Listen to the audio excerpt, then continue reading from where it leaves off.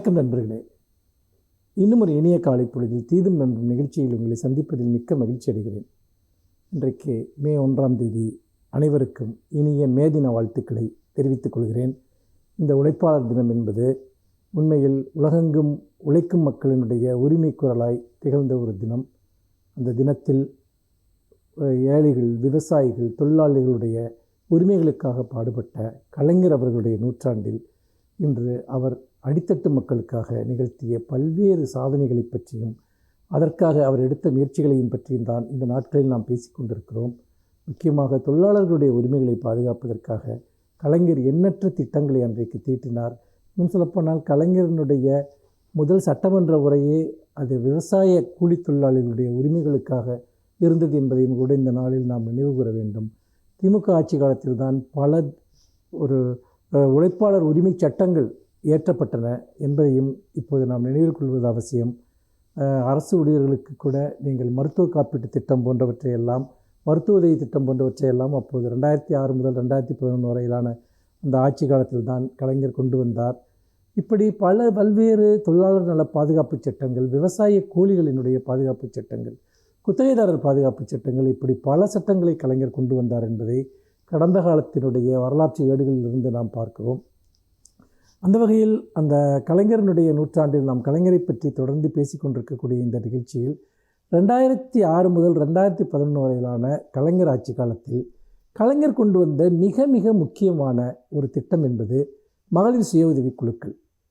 இந்த மகளிர் சுய உதவி குழுக்கள் நூற்றுக்கணக்கான குழுக்கள் தமிழ்நாடு முழுக்க, கிட்டத்தட்ட 700க்கும் மேற்பட்ட குழுக்கள் தமிழ்நாடு முழுக்க அமைக்கப்பட்டன. விமன் எம்பவர்மெண்ட், அதாவது பொருளாதார ரீதியாக பெண்கள் சொந்த காலில் நிற்பது, பெண்கள் விடுதலை பெறுவது, அவர்கள் எவரையும் சார்ந்திருக்கக்கூடாது என்ற அடிப்படையில் கிராமப்புற பெண்களுக்கான சிறுதொழில் செய்வதற்கான அந்த மகளிர் சுய உதவி குழுக்கள் அது தமிழ்நாடு முழுக்க அமைக்கப்பட்டு 10 லட்சத்திற்கும் மேற்பட்ட பெண்கள் அதில் இணைக்கப்படுகிறார்கள். அது மட்டுமல்ல, இளைஞர் சுய உதவி குழுக்கள், நகர்ப்புற சுய உதவி குழுக்கள் எல்லாம் கூட அமைக்கப்பட்டன. இந்த மகளிர் சுய உதவி குழுக்கள் மூலமாக கிட்டத்தட்ட 327 கோடி ரூபாய் கடன் வங்கிகளின் மூலமாக பெண்களுக்கு வழங்கப்பட்டது. ஒரு கிராமப்புற பொருளாதாரத்திலும் பெண்களினுடைய ஒரு விடுதலையிலும் ஒரு மிகப்பெரிய பங்கை இந்த சுய உதவி குழுக்கள் ஆற்றின என்றுதான் சொல்ல வேண்டும். மிக மிக சிறப்பாக இந்த சுய உதவி குழுக்கள் செயல்பட்டன. பெண்கள் வங்கிகளிலிருந்து பெற்ற கடன்களை சிறப்பாக திருப்பி செலுத்தினார்கள், புதிய கடன்களை பெற்றார்கள். ஒவ்வொருவரும் உணவு சார்ந்த தொழில்களிலிருந்து, கைத்தொழில்களிலிருந்து பல்வேறு தொழில்களை சொந்தமாக செய்வதும், அரசே அதை பற்றி விற்பதற்கான பல்வேறு உதவிகளையும் கூட அன்றைக்கு செய்தது. கூட்டுறவு சங்கங்களின் மூலமாகவும் இன்னும் பல்வேறு ஒரு அமைப்புகளின் மூலமாகவும் அந்த பொருள்களை விற்பதற்கான வாய்ப்புகளையும் அரசே ஏற்படுத்தி தந்தது. அப்படி ஒரு பெண்களை ஒரு ஒரு வலிமை மிக்கவர்களாக, பொருளாதார ரீதியாக சுயாட்சி மிக்கவர்களாக மாற்றுவதில் இந்த மகளிர் சுய உதவி குழுக்கள் பெரும் பங்காற்றின. இன்றைக்கு அது ஒரு மிகப்பெரிய இயக்கமாக விரிவடைந்திருக்கிறது. அன்றைக்கு உள்ளாட்சித்துறை அமைச்சராக இருந்த இன்றைய முதலமைச்சர் அவர்கள் இந்த மகளிர் சுய உதவி குழுக்களை தனி பொறுப்பேற்று லட்சக்கணக்கான பெண்களுக்கு அந்த கடன்களை அவர் தொடர்ந்து வழங்கினார். பல நூறு கோடி ரூபாய் சுழல் நிதி அப்படி வழங்கப்பட்டது என்பது வரலாற்றின் ஏடுகள் நமக்கு காட்டுகின்றன. 2006 முதல் 2011 வரையிலான திமுக ஆட்சி காலத்தின் மிகப்பெரிய சாதனையாக இந்த மகளிர் சுய உதவி குழுக்கள் அமைந்திருக்கின்றன என்பதை பார்க்கிறோம். கலைஞரனுடைய புகழ் சரித்திரத்தில் இந்த மகளிர் சுய உதவி குழுக்கள் ஒரு மகுடமாக இருக்கிறது என்பதையும் நாம் இந்த இடத்தில் நினைத்து பார்க்க வேண்டும். மீண்டும் இன்னும் ஒரு புதிய சிந்தனையோடு உங்களை சந்திக்கிறேன். நன்றி, வணக்கம்.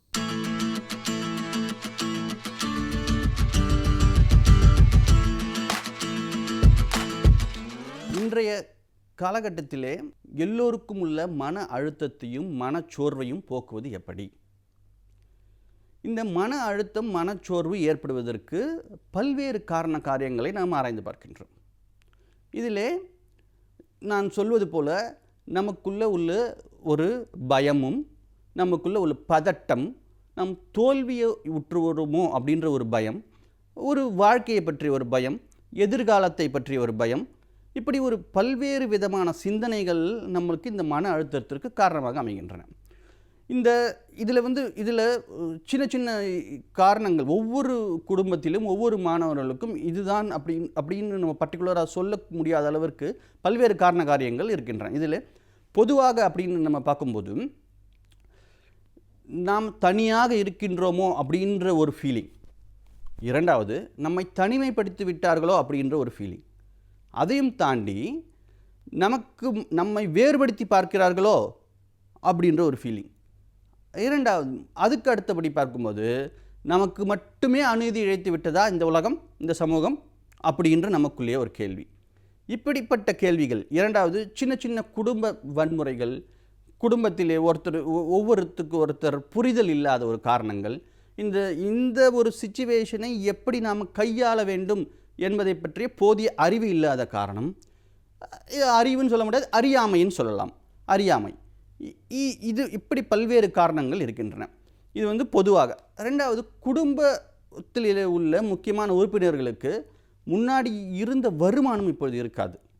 அது ரெண்டாவது, அந்த ஒரு வீட்டிற்கு தேவையான சகல வசதிகளையும் அவனால் முன்னாடி இருந்தது போல் அவனால் அனுபவிக்க முடியாது. இரண்டாவது, குழந்தைகளுக்கு ஏன் இப்படிப்பட்ட ஒரு மன அழுத்தம் ஏற்படுகின்றது? குழந்தைகள் இந்த டிஜிட்டல் லேர்னிங், ஆன்லைன் லேர்னிங் இப்படி சொல்கிறோமே, இதையெல்லாம் நாம் எப்பொழுது கற்றுக் கொடுத்திருக்கிறோம் குழந்தைகளுக்கு? இல்லவே இல்லை. இன்றுதான், இப்பொழுதுதான் புதிய சூழல். இந்த சூழலே குழந்தைகளுக்கு ஒரு மிகப்பெரிய ஒரு புதிய சூழல். இந்த சூழலிலே குழந்தைகள் தங்களை பாதுகாத்து கொள்வது எப்படி?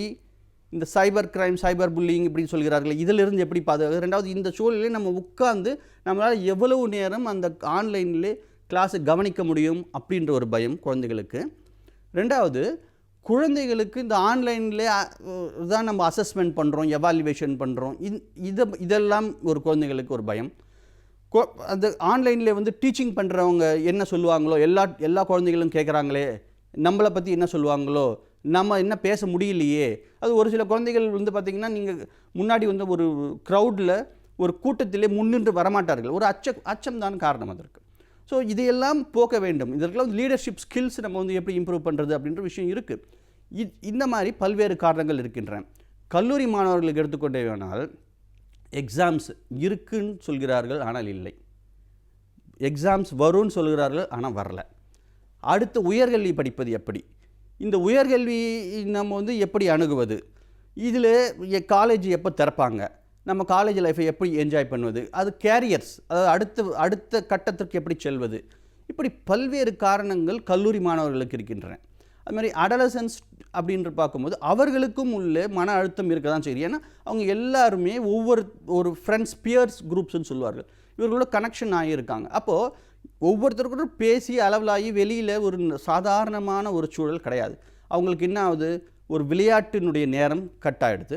அதே மாதிரி மற்ற மாணவர்களுடைய, அதாவது சக மாணவர்களுடைய அளவலாகக்கூடிய நேரம் இல்லை. அதாவது ஒன்றுக்கு ஒன்று ஃபேஸ் டு ஃபேஸ் அப்படி கிடையாது. வீடியோ கால் பண்ணலாமா, அது வேறு விஷயம். இப்படி எல்லாமே ஒரு சாதாரணமாக இருக்கின்ற நிலைமை தலைகீழாக மாறும்போது அந்த அச்சுறுத்தல் இருக்கத்தானே செய்யும். இதை எல்லாமே நம்ம ஒவ்வொரு ஏஜ் குரூப் அப்படின்னு சொல்வார்கள். இந்த குழந்தைகள் 1 முதல் 5ஆம் வரை உள்ள குழந்தைகளை எப்படி கையாள்வது, 5வது படிக்கும் 6வது படிக்கும் மாணவர்கள் முதல் 8ஆம் வகுப்பு மாணவர்கள் வரை உள்ள குறைகளை எப்படி கையாள்வது, பிறகு 12ஆம் வகுப்பு மாணவர்களுக்குள்ள மன அழுத்தத்தை எப்படி போக்குவது, டீனேஜ் கல்லூரி மாணவர்கள், குடும்ப நண்பர்கள், குடும்ப உறுப்பினர்கள், வயதானவர், இவர்கள் ஒவ்வொருவருக்கும் ஒவ்வொரு மாதிரியாக இந்த மன அழுத்தத்தை கையாள வேண்டும். பொதுவாக இந்த ஒரு பதிவிலே நம்ம குழந்தைகளினுடைய மன அழுத்தத்தை, படிக்கிற மாணவர்களுடைய மன அழுத்தத்தை போக்குவது மட்டும் எப்படி அப்படின்றத மட்டும் நம்ம பார்ப்போம். இப்போது எல்லாருமே ஸ்கூல் கேம்பஸ், ஹாஸ்டல் கேம்பஸ் இப்படிலாம் கேள்விப்பட்டிருக்கோம். ஆனால் ஹோம் கேம்பஸ், இதுதான் புதிய வார்த்தை. ஹோம் கேம்பஸ் அப்படின்ற வார்த்தை புதிது. அதாவது வீட்டுச் சூழலிலே கல்வியை கற்க வேண்டும். வீட்டுச் சூழலிலே நீங்கள் கல்வியை கற்க வேண்டும். இந்த வீட்டுச் சூழலிலே நீங்கள் கல்வியை கற்க வேண்டும் என்றால் அதற்குள்ள வழிமுறைகள் என்ன? அந்த கல்வியை மன அழுத்தம் இல்லாமல் எப்படி ஒரு என்ஜாய்மெண்ட்டோட, ஒரு ஹாப்பி லேர்னிங்னு சொல்வார்களே, அந்த மாதிரி ஒரு ஹாப்பியாக எப்படி அந்த கற்றுக்கொள்ளலை நாம் உள்வாங்குவது, இதன் மூலம் நம்மளுடைய படைப்பாற்றலை எப்படி மேம்படுத்துவது, இப்படி குழந்தைகளுக்கு நாம் பயிற்சிகள் கொடுக்க வேண்டும். அது ப்ராக்டிஸ் மேக்ஸ் அ மேன். பயிற்சியும் முயற்சியும் இருந்தால் வாழ்க்கையில் என்ன வேணால் நம்மளால் சாதிக்க முடியும் மாணவர்களே. கண்டிப்பாக வாழ்க்கையில் நீங்கள் என்ன வேணாலும் சாதிக்க முடியும். அந்த நம்பிக்கையை வளர்த்துக்கொள்வது எப்படி? சுய ஊக்கம் சொல்வார்களே, செல்ஃப் மோட்டிவேஷன், அதுதான் இந்த காலகட்டத்திலே மிக மிக முக்கியம். உங்களை பற்றி நீங்கள் என்றைக்குமே குறைவாக எடை போடாதீர்கள். உங்களுக்குள்ள ஒரு திறமை கண்டிப்பாக இருக்கின்றது. அந்த திறமையை எப்படி நீங்கள் வெளிக்கொணர்வது? இப்போது நம்ம ஒரு உதாரணத்துக்கு சொல்வேமானால், மகேந்திர சிங் தோனி அப்படின்ற ஒரு கிரிக்கெட் கேப்டன் எல்லோருக்குமே தெரிந்த ஒரு நபர். அவர் சிறிய வயதிலேயே அவர் விளையாட்டின் ஆர்வம் இருந்தது உண்மை. ஆனால் ஃபுட்பாலில் தானே அவருக்கு ஆர்வம் இருந்தது. திடீர்னு கிரிக்கெட்டிலே அவர் எப்படி அவர் இன்வால்வ் பண்ணி கொண்டார், அதில் அவருடைய திறமையை எப்படி வளர்த்து கொண்டார், அவருடைய காலகட்டத்திலே அவர் அவருடைய சந்தித்த இன்னல்கள் என்னென்ன, அவர் எப்படி வாழ்க்கையில் வெற்றி பெற்றார், அவர் கேப்டன் கூல் அப்படின்னு சொல்லக்கூடிய அளவிற்கு அவர் எப்படி தன்னுடைய நிர்வாக மேலாண்மையும் ஒரு ஆளுமை திறனையும் எப்படி வளர்த்து கொண்டார், இதையெல்லாம் நாம் கண்டிப்பாக பார்க்க வேண்டும். மாணவர்களுடைய மத்தியிலே முக்கியமாக பழக்க வழக்கங்களை நாம் ஒரு லிஸ்ட் போட்டு நம் ஆசிரியர்களும் பெற்றோர்களும் மாணவர்களுக்கு சொல்ல வேண்டும். அது ரொட்டீன்ஸ்ன்னு சொல்வார்களே, ரொட்டீன்ஸ், அந்த ரொட்டீன்ஸும் அந்த ஹேபிட்ஸ், இது ரெண்டுமே தான் மாணவர்களை திறன்பட வாழ்க்கையினுடைய தரத்தை மேம்படுத்துவதற்கு உதவும். யோகா, மெடிடேஷன், பிராணாயம், இந்த மாதிரி ஒரு குறிப்பிட்ட ரொட்டீனான ஒரு வாழ்க்கை முறையை நாம் இந்த காலகட்டத்திலே மட்டுமல்லாமல் என்றைக்குமே பின்பற்றுமானால் நம்முடைய மனச்சோர்வு கண்டிப்பாக நீங்கும். இதை தவிர, அதாவது செயல்முறை மூலம் கல்வி, ஒரு மாடல் பேஸ்டு கல்வி, ரெண்டாவது ஒரு ஒரு மியூசிக் மூலமாக நம்ம என்ன லேர்ன் பண்ணுறோம், ஒரு டான்ஸ் மூலமாக என்ன லேர்ன் பண்ணுறோம், இப்படி பல்வேறு விதமான நீங்கள் கற்றலையும் கற்பித்தலையும் கற்றுக்கொள்ள வேண்டும். ஒரே மாதிரி ட்ரெடிஷ்னல் லேர்னிங்க்கு நீங்கள் போகவே கூடாது. நம்மளுக்கு என்ஜாய்ஃபுல்லாக மூலமாக எதை நம்ம கற்றுக்குறோம், ஒரு மாடல் மேக் பண்ணி கற்றுக்குறோமா இல்லையா, நம்ம குக்கிங் மூலமாக அதில் உள்ள இன்ஃபர்மேஷன் என்னென்னு தெரிஞ்சுக்கிறோம், ஒரு கேமிங் விளையாடுறதுல கூட அதில் நம்மளுடைய லீடர்ஷிப் ஸ்கில்லை நம்மளால் ப்ரூஃப் பண்ண முடியும். இப்படி பல்வேறு விதமான வழிமுறைகளை நமது முன்னோர்கள் வகுத்து உள்ளார்கள். அதாவது இந்த மாதிரி சிச்சுவேஷன்ஸ்க்கு மட்டும் இல்லாமல் என்றைக்குமே இது நம்மளுக்கு மிகவும் பயனுள்ளதாக அமையும். நன்றி, வணக்கம்.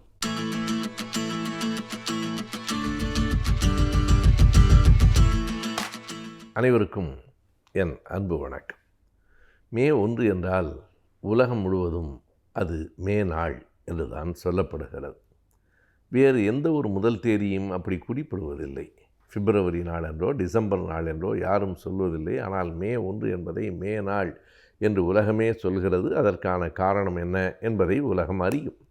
19ஆம் நூற்றாண்டு 18ஆம் நூற்றாண்டின் இறுதியிலேயே அமெரிக்காவில் இருக்கிற சிகாகோவில் ஹே டே மார்க்கெட் என்கிற ஒரு இடத்தில் நடந்த துப்பாக்கிச் சூடு, அதிலே இறந்து போன தொழிலாளர்கள், அந்த போராட்டத்தின் நினைவாகத்தான் இப்போதும் உலகம் முழுவதும் இந்த மே நாள் கொண்டாடப்படுகிறது. சிகாகோவிலே அந்த போராட்டம் தொழிலாளர்களால் ஏன் நடத்தப்பட்டது, எதற்காக அரசு அவர்களை சுட்டு கொன்றது, வேறொன்றுமல்ல, தொழிலாளர்கள் ஒரு மிக நியாயமான கோரிக்கையை முன்வைத்தார்கள். எங்களை 10 மணி நேரம் 12 மணி நேரம் வேலை வாங்குகிறார்கள், இது நியாயமில்லை. 8 மணி நேர உழைப்பு, 8 மணி நேர உறக்கம், 8 மணி நேர ஓய்வு என்பது மானுட வாழ்க்கைக்கு தேவையானது என்கிற கோரிக்கையை முன்வைத்து 8 மணி நேரம் மட்டுமே நாங்கள் உழைப்போம், அதற்கான அனுமதியை சட்டமாக ஆக்க வேண்டும் என்பதுதான் அந்த போராட்டம். எண்ணி பார்த்தால் இது எவ்வளவு நியாயமான கோரிக்கை. மனிதர்கள் இயந்திரங்கள் இல்லை. 12 மணி நேரம் 14 மணி நேரம் உழைத்து கொண்டிருக்க முடியாது. ஒரு வேலையை நாம் விரும்பி எடுத்து செய்வது என்பது வேறு. ஆனால் ஒரு தொழில் அகத்தில் போய் 10 மணி நேரம் அல்லது 12 மணி நேரம் வேலை செய்வது என்பது தண்டனையாகத்தான் அமையும். எனவே இந்த கோரிக்கையை முன்வைத்து ஊர்வலமாக வருகிற போது அரசாங்கம் அந்த ஊர்வலத்தை தடுத்தது. அதை மீறுகிற நேரத்தில் துப்பாக்கிச்சூடு நடந்தது.